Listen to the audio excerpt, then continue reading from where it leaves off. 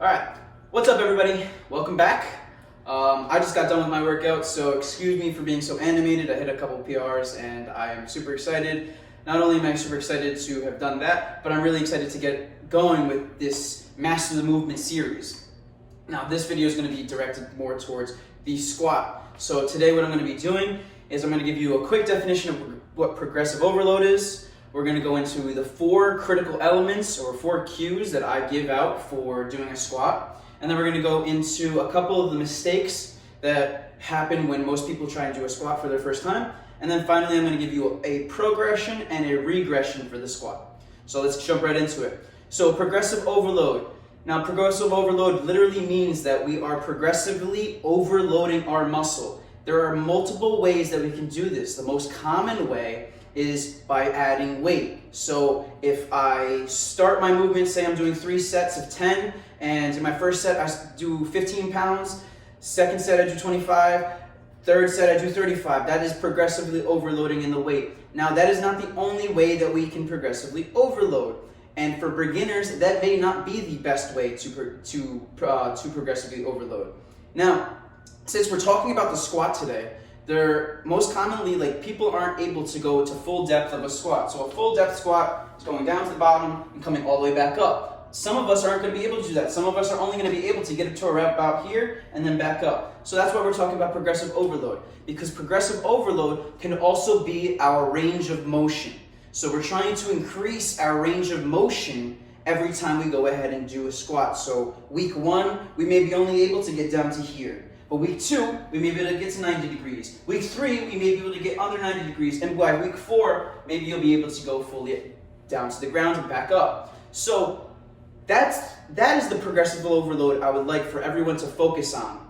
Specifically when we're talking about doing beginner exercises like our squats, our pulls, our hinges, our presses, and any type of carry. So the other progressive overload elements are tempo, so us going ahead and doing a squat very slow, and then stopping and isometric. So that's another progressive overload. And finally, you can increase reps. So if I'm doing my first week, I hit 10 squats at 135 pounds. Next week, if I hit 11 squats at 135 pounds, I'm just increasing progressive overload through reps.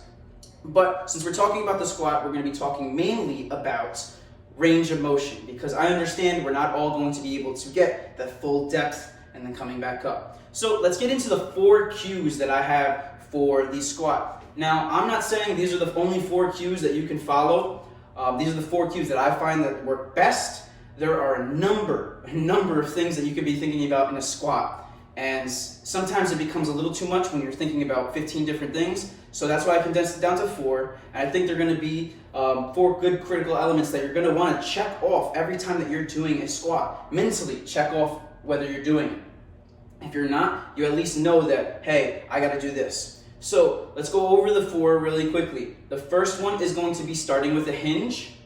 The second one is going to be squatting down. The third one is going to be to drive the knees out. And the fourth one is going to be explode up. All right, so I'm going to show you really quickly what I'm talking about. So if we're going to be talking about that first cue, we're starting with a hinge. The hinge is going to be the next series that we're going to be talking about, but I'm not going to be doing a full hinge here. All I'm going to be doing is I'm going to be starting straight up. I have a nice, everything stacked, it's nice in line. My back, I'm not curving, no excess arch in my back or anything like that, no excess arch forward.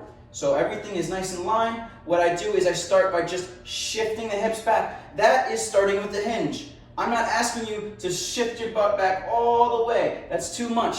Just all you have to do is shift the hips. That's it. That's all we're talking about. You can put your hands here. All you have to do is just shift those hips just a little bit, and that's how we start our movement every single time.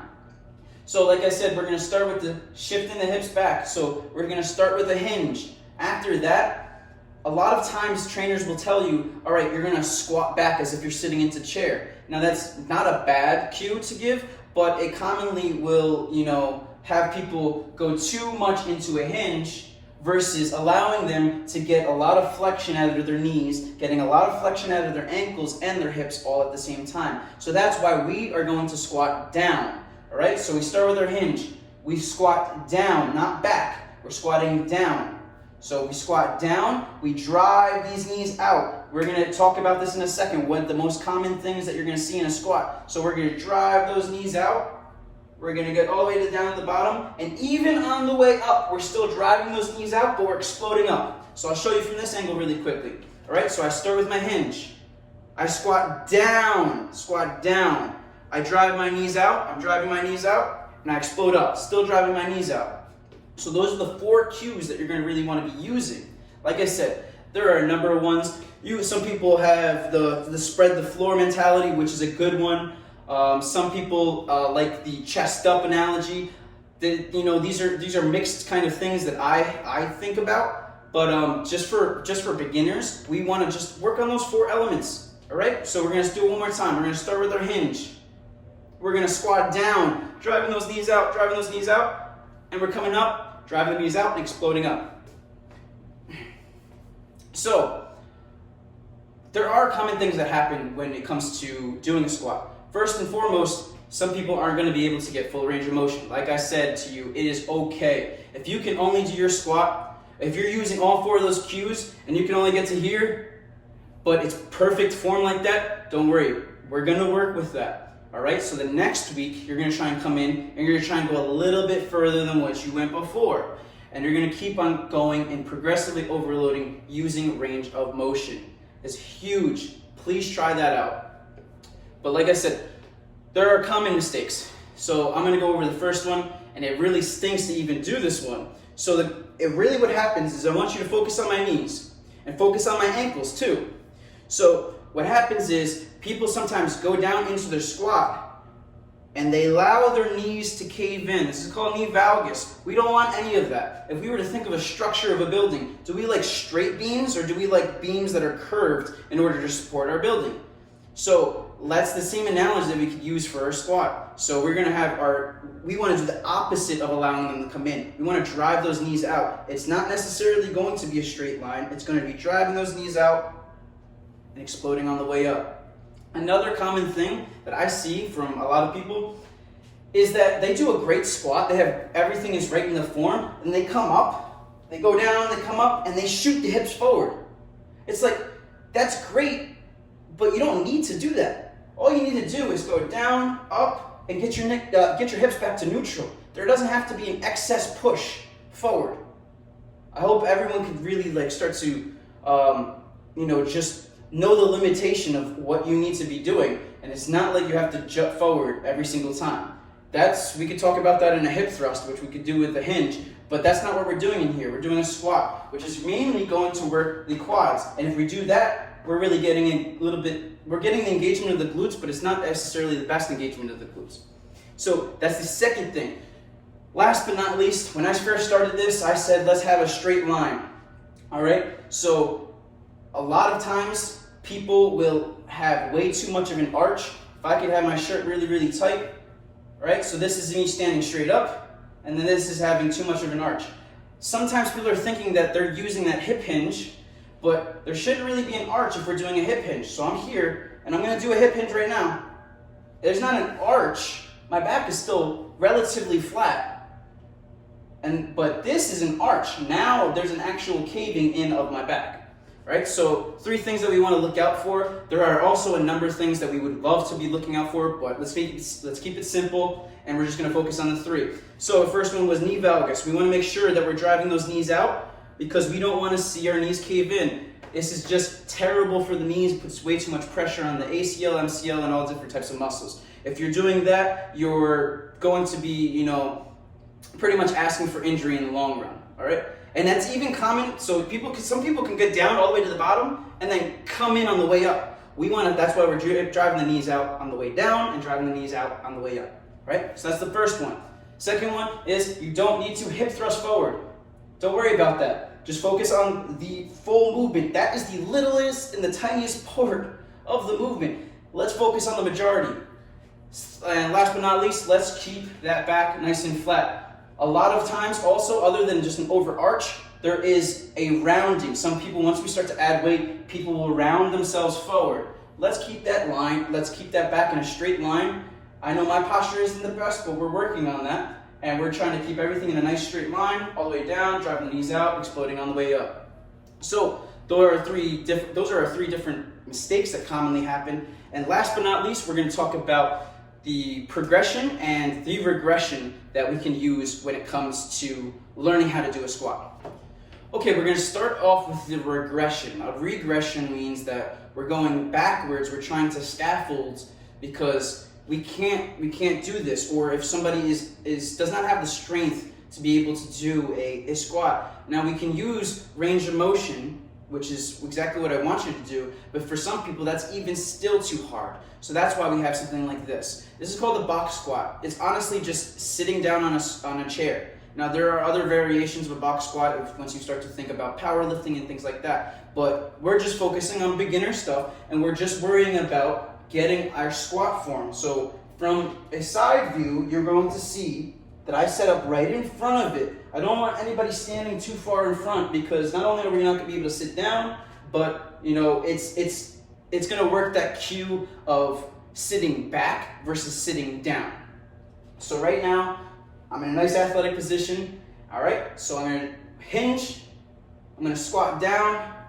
I get down to here. You can stop here if you like, but make sure you're keeping tension. You don't want to just sit down and then come back up and roll back into it. No. What you want to do is you want to do everything that we're talking about with the cues, but staying tight, staying with tension. So we're driving those knees out, we're squatting down, we touch here. I'm still keeping tension, and then I explode up. All right? So those are, I had to do this exactly for my mother. It was okay, but now she's at the point now where she can do full body weight squats. She can do full range of motion body weight squats, full range of motion lunges. So if you're unable to do the range of motion for a full body weight squat, try and work a certain range of motion first. And if that is still too tough, you can use the variation of the box squat. All right, finally, we're on to our progression. So if you can fully do your squat, going down and up, that is awesome. That's congratulations. That's exactly what I want to see. Now, what do you do once you get there? You already have that full range of motion. You can start adding more reps, but at a certain point, the reps are just going to become less about strength and more about just your muscular endurance. You can incorporate, tempo, but let's talk about, what most commonly everybody's going to do, and it's adding weight. So right here I have a kettlebell, it's 15 pounds, and what I'm going to do is I'm going to show you an exercise called a goblet squat.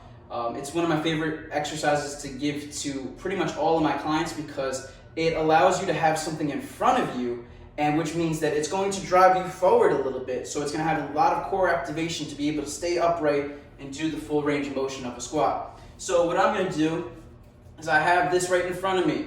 You're going to see this facing me first, and then I'm going to give you a nice side view. We're going to do everything that we were talking about before. So I start with my hip hinge.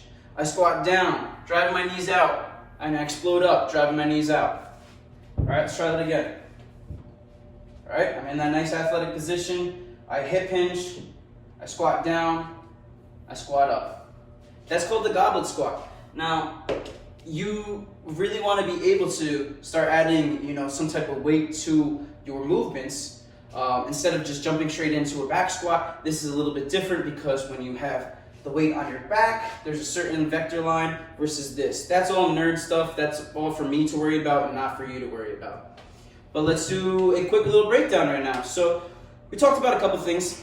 We talked really quickly about what progressive overload is, which I hope is going to be very, very useful for you in the future. Remember, you're progressively overloading using weight, reps, tempo, or range of motion. The biggest one I want you to focus on for this is range of motion. The second thing we did was we talked about the 4 cues to squatting. First cue being to start with the hinge. Second cue being to squat down. Third cue being to drive those knees out. And fourth cue being to explode on the way up. You want to have the quickest repetitions. Finally, we talked about a couple mistakes that happen. Remember, we talked about knee valgus. And when knee valgus happens, a lot of the times our ankles also cave in. So we really want to make sure that we're driving those knees out. We talked about driving that hips forward. It's unnecessary. And finally, we talked about overarching, and we talked about and rounding forward. So let's really do this really quickly. reason I said the rounding forward is now that I have a weight in front of me, if I round forward, my whole squat is all messed up. I didn't get into that full depth. So that's why we don't want to round as well.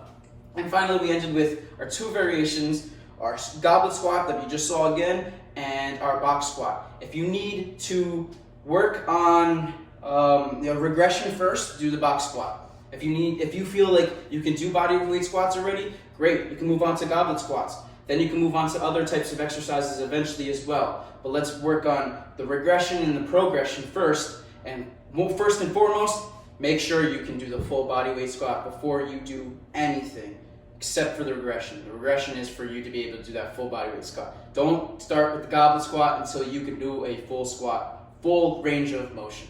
All right? So this was a fun video. I know you all probably are like, whoa, Dave was going fast. But I know you all can understand it enough with those four. I'm not saying you're gonna have picture perfect form, but you're gonna at least have a checklist to be going through every time that you do a repetition for a squat. All right, so the next video we're gonna be talking about is going to be talking about the hinge, and we're gonna really diving a little bit more into just shifting back, and there's gonna be a couple drills that we're gonna be working on with that. Can't wait to see you all next time. I hope you all enjoyed this video, and have a nice day. Oh, I almost forgot about one of the other mishaps that a lot of times happens. So it's gonna be a quick one, all right? So we're in a squat, we're doing everything perfectly fine. We get all the way down into the squat, and what comes up is our heels. That's going to put a lot more pressure on our knees than we want. So keeping those heels down and getting on the way up. Same thing, you're not gonna be able to see it as well when you're doing it necessarily facing a mirror, but your heels coming up, it's not something that you want to be doing. It's going to be putting way too much pressure on your knees. It's literally driving everything that we're having when it comes to our weight onto our toes, which is going to be somewhere where our knees are not going to enjoy that. So I'm sorry that I forgot to incorporate that one, but make sure that when you're doing your squats, you're trying to keep your heels down. And that's going to be a reason as to why a lot of people aren't going to be able to get full range of motion. It has to do with mobility of the ankles, and that's okay. So that's why we're walking. That's why I said before, we're working on a specific range of motion. If you could stop here, right before, and if I go here and I'm starting to have my heels come up, I just want to work that range of motion before I start trying to work on getting more mobility in my ankles. Over time, it will occur. Your first rep and your first week aren't going to be perfect, but progressively working on it, consistency, that is going to be the key to getting good at any of these movements that I'm going to be teaching you about. All right, so let's just do this one more time. Make sure that you're not having your heels come up. You don't want to be on your toes. Focus on just keeping everything on your heels. Like I said, there's a lot of different ways that we can use cues. Another cue could be sitting back on your heels, but just focus on the four I was talking about before. All right, I'm sorry I missed this out on you all, but I'm glad that I caught it before I went fully into editing.